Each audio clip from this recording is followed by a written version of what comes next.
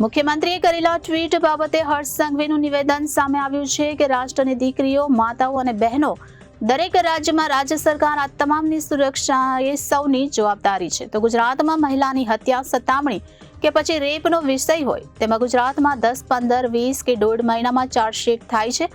ઉપરાંત 52 દિવસમાં આરોપીને સજા સંભળાવવામાં આવે છે. મુખ્યમંત્રી કરેલા ટ્વીટ બાબતે હર્ષ સંઘવીનું નિવેદન સામે આવ્યું છે. રાષ્ટ્રની દીકરીઓ, માતાઓ અને બહેનો દરેક રાજ્યમાં રાજ્ય સરકારના તમામની સુરક્ષા એ સૌની જવાબદારી છે. તો ગુજરાતમાં મહિલા સતામણીના કિસ્સામાં આરોપીને સજા અપાવી છે. હું માનું છું કે કોઈ પણ રાજ્યમાં મહિલા કે દીકરી પર દુષ્કર્મના કિસ્સા ન બનવા જોઈએ. કોઈ જગ્યા પર આ પ્રકારની ઘટના બને તેના પર રાજનીતિ ન થવી જોઈએ. છેલ્લા કેટલાક સમયથી મોદીજીના માર્ગદર્શનમાં પોક્સોમાં બદલાવ આવ્યો, તેમાં કડકાઈ વધી છે. ઉપરાંત કાયદાઓ મજબૂત થયા છે અને કોર્ટમાં પણ વધારો થયો છે. આનાથી મહિલાઓને ન્યાય અપાવવાની દિશા મોકળી થઈ છે. ગુજરાતમાં મહિલાની હત્યા, સતામણી કે પછી રેપનો વિષય હોય તેમાં ગુજરાતમાં 10, 15, 20 અને 1.5 મહિનામાં ચાર્જશીટ થાય છે. ઉપરાંત 52 દિવસમાં આરોપીને સજા સંભળાવવામાં આવે છે. આ કાયદો કેન્દ્ર સરકારનો છે, પણ તેના માટે મહેનતની જરૂર છે. પાંડેસરા વિસ્તારમાં આ પ્રકારની ઘટના બની તે કેસનું નિરીક્ષણ મુખ્યમંત્રીએ કર્યું હતું. આ ઘટનામાં 22 દિવસમાં આરોપીને સજા આપવામાં આવી.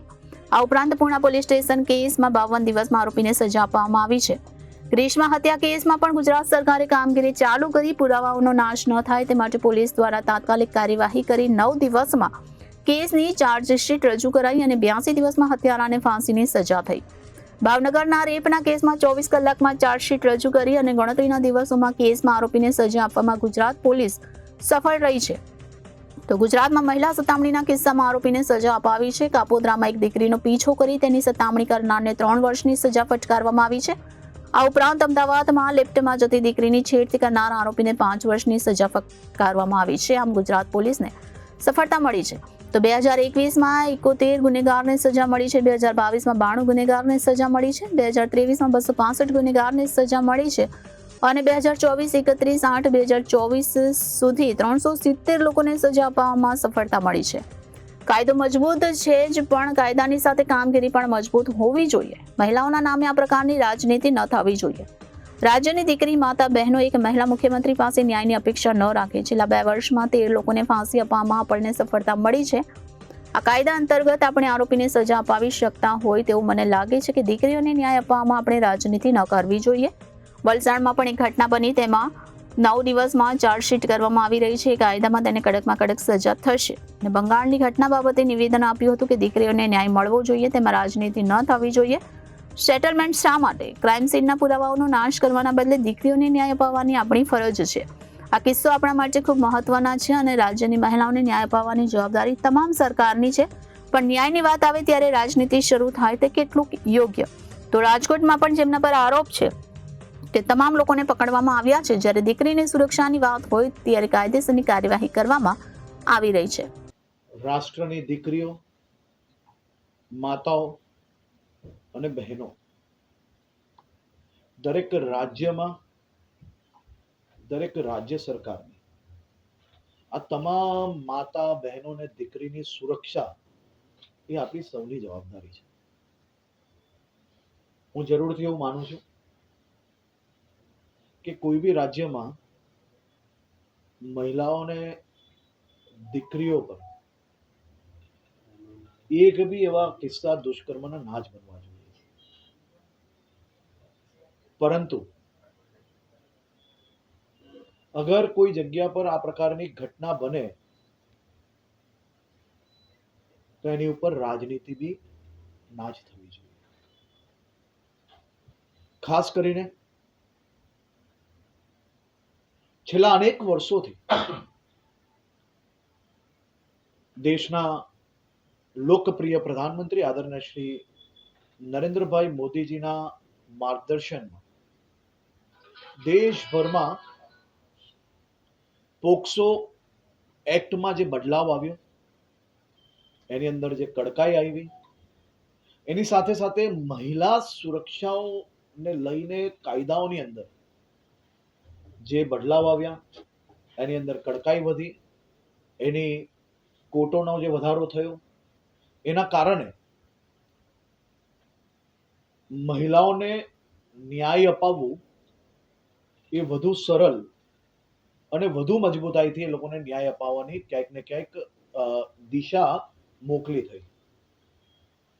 ગુજરાતની અગર હું વાત કરીશ તો ગુજરાતમાં આપણે સૌ એના સાક્ષી છે કે કેન્દ્ર સરકારના આ જ કાયદા હેઠળ, ચાહે પોક્સોનો કેસ હોય, ચાહે એ રેપનો કેસ હોય, ચાહે કોઈ મહિલાના મર્ડરનો વિષય હોય કે પછી કોઈ મહિલાની સતામણીનો વિષય હોય, હું આ ચારે ચાર મુદ્દાઓ પર અમુક દાખલા આપની ચેનલના માધ્યમથી સૌ લોકો સુધી મૂકવા માંગુ છું. ગુજરાતમાં એવા અનેક દાખલા છે કે જે 10 દિવસમાં ચાર્જશીટ, 14 દિવસમાં ચાર્જશીટ, 13 દિવસમાં ચાર્જશીટ, 1.5 મહિનામાં ચાર્જશીટ, 16 દિવસમાં ચાર્જશીટ. ઘટના બનવાને 10 દિવસમાં ચાર્જશીટ થાય, 52 દિવસમાં આરોપીને ફાંસીની સજા સંભળાવવામાં આવે. પોક્સો એક્ટ જે આપણો છે એ પોક્સો એક્ટ અંતર્ગત જ બધા જ રાજ્ય પાસે આ કાયદો અવેલેબલ છે. કેન્દ્ર સરકારનો આ કાયદો છે. એના માટે માત્ર ને માત્ર મહેનતની જરૂર છે. આ મહેનત આપ સૌ એના સાક્ષી છો કે સુરતના પાંડેસરા પોલીસ સ્ટેશનમાં દિવાળીના આસપાસના સમયમાં જ્યારે એક નાની દીકરી પર આ પ્રકારની ઘટના બનેલી, મુખ્યમંત્રીજી પોતે એ કેસનું નિરીક્ષણ કર્યું, ગૃહમંત્રીને મોકલવામાં આવે અને કેસનું નિરીક્ષણ કઈ રીતે થાય કે 10 દિવસની અંદર ચાર્જશીટ, અને આ સૌ પોલીસ ઓફિસરોએ દિવાળીનો તહેવાર પોતાના પરિવાર જોડે ત્યાગ કરીને રાત દિવસ એક કરીને આ ચાર્જશીટ પૂર્ણ કરી અને માત્ર 22 દિવસ આ કેસ કોર્ટમાં ચાલે અને 23મા દિવસે એને ફાંસીની સજા મળે, પરિવારને ન્યાય મળે, પરિવારની જે આશા હતી, પરિવારને જે દુઃખ હતું, એ દુઃખની અંદર ક્યાંક ને ક્યાંક આપણે દુઃખ તો પૂરું ના કરી શકીએ, પરંતુ આવા આરોપીને સજા અપાવી એ એક બહુ મહત્વનો વિષય હતો. આ જ રીતે પૂના પોલીસ સ્ટેશનની અંદર 2022ની ઘટનામાં 14 દિવસની અંદર ચાર્જશીટ કરવામાં આવે છે, 52 દિવસની અંદર ફાંસીની સજા અપાવવામાં સફળતા મળે છે.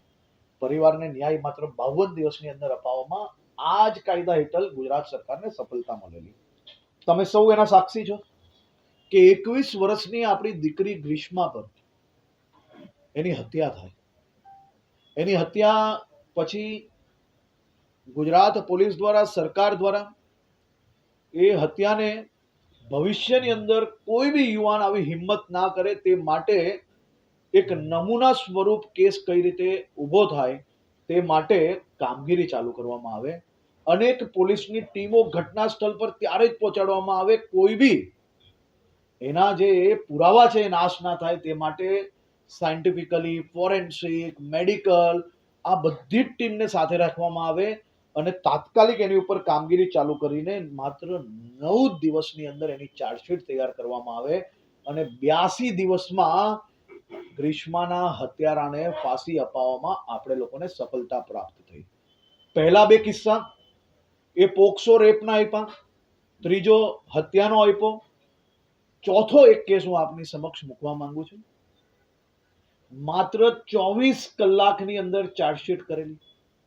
ભાવનગરના રેપના કેસમાં 24 કલાકમાં ચાર્જશીટ કરવામાં આવે છે અને ગણતરીના દિવસોમાં આ કેસની અંદર સૌ ગુનેગારોને આજીવન કેદની સજા અપાવવામાં ગુજરાત પોલીસને સફળતા મળે છે.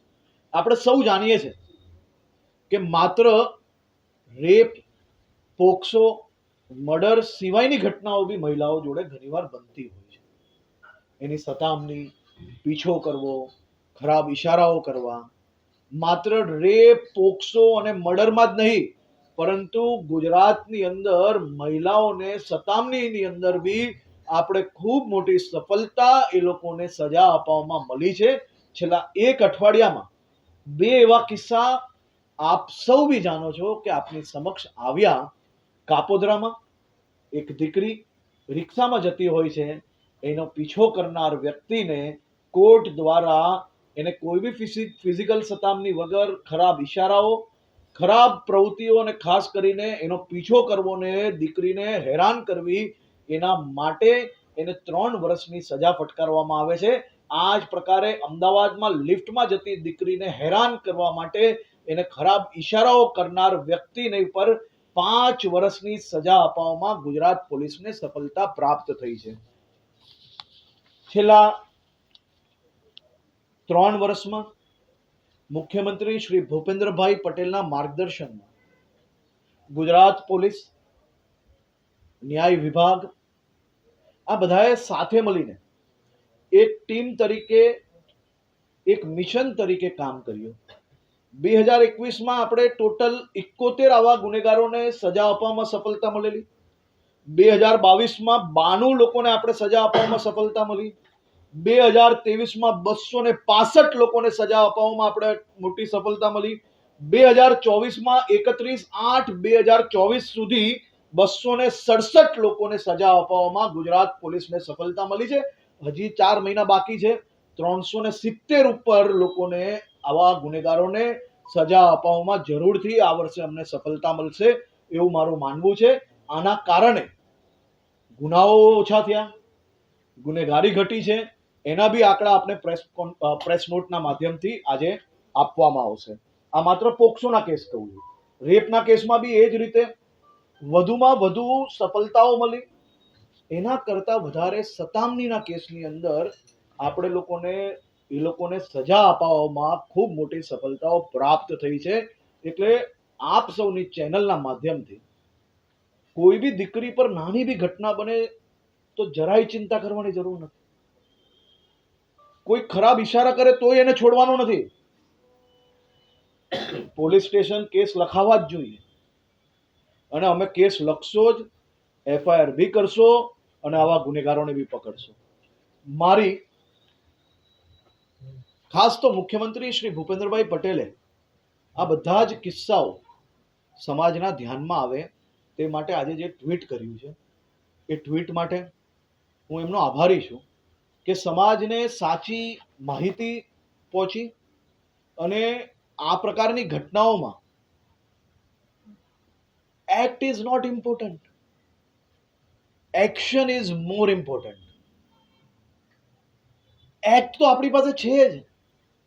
કેન્દ્ર સરકારના જે એક્ટ આપણી પાસે છે, પોક્સોના, રેપના, મર્ડરના, સતામણીના, એ બધા જ એક્ટ એટલા મજબૂત છે કે કોઈ બી ગુનેગારને ખરેખર જો તમે સજા અપાવવા માંગતા હો, જો દીકરીઓને ન્યાય અપાવવા માંગતા હોય, જો આ પરિવારોને ખરેખર ન્યાય અપાવવો હોય તો ઘટના બનતાની સાથે ક્રાઇમ સીન પર જો FSL, સાયન્ટિફિકલ, ટેકનિકલ, પોલીસની ટીમ જો નીતિથી પહેલી જ ઘટના એટલે કે ક્રાઇમ સીન પર જો સાચી કામગીરી કરવામાં આવશે તો જરૂરથી હાલ જે આપણી પાસે કાયદાઓ છે એ કાયદાની અંદર 60 દિવસમાં ચાર્જશીટ કરવાની છે. પણ જો તમે ખરેખર મહેનત કરશો, જો તમે ખરેખર કરવા માંગતા હો તો અમે તો 24 કલાકમાં બી કરી છે, 5 દિવસમાં બી કરી છે, 9 દિવસમાં બી કરી છે, 14 દિવસમાં બી કરી છે. બધામાં કન્વિક્શન પુરવાર થયા છે, સજાઓ મળી છે, સજાઓ અપાવવામાં સફળ થયા છે. કેન્દ્ર સરકારના મજબૂત કાયદા અંતર્ગત ખરેખર મહિલાઓની સુરક્ષા માટે કામ કરવાની વિલ હોવી જોઈએ. ખરેખર મહિલાઓના નામે આ પ્રકારની રાજનીતિ ના થવી જોઈએ. રાજ્યની દીકરીઓ, માતાઓ, બહેનો એક મહિલા મુખ્યમંત્રી પાસે એક ન્યાયની અપેક્ષા ના રાખી શકે.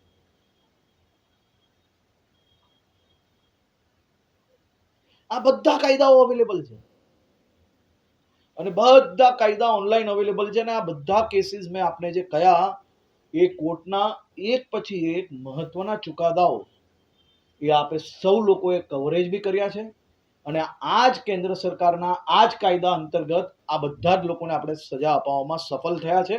છેલ્લા 2 વર્ષમાં 13 લોકોને ફાંસી અપાવવામાં આપણે સફળતા મળી છે અને આ કોઈ બી ફાંસી એવી નથી કે જેને વર્ષ ઉપર બી સમય લાગ્યો હોય ફાંસી અપાવવામાં. કોઈક ફાંસી 30 દિવસમાં, કોઈક 35 દિવસમાં, કોઈ 52 દિવસમાં, કોઈ 81 દિવસમાં, આટલા ટૂંકા ગાળામાં જો આપણે ન્યાય અપાવી શકતા હોય આ જ કાયદા અંતર્ગત, તો મારું એવું માનવું છે કે ક્યાંક ને ક્યાંક આ દીકરીઓને ન્યાય અપાવવામાં, આ દીકરીઓની સુરક્ષા આપવામાં આપણે કોઈ બી પ્રકારની રાજનીતિ ના કરવી જોઈએ. હમણાં જ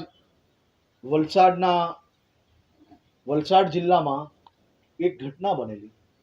એક ગરીબ પરિવારની દીકરીને, આપ સૌ લોકો જાણો છો એ કિસ્સાને, એ ગરીબ પરિવારની દીકરીને એના પિતાના મિત્ર દ્વારા જે પ્રકારે જે ઘટના બનેલી, આજે સવારે જ માત્ર 9 દિવસની અંદર વલસાડ પોલીસ દ્વારા એની ઉપર ચાર્જશીટ કરી લેવામાં આવી.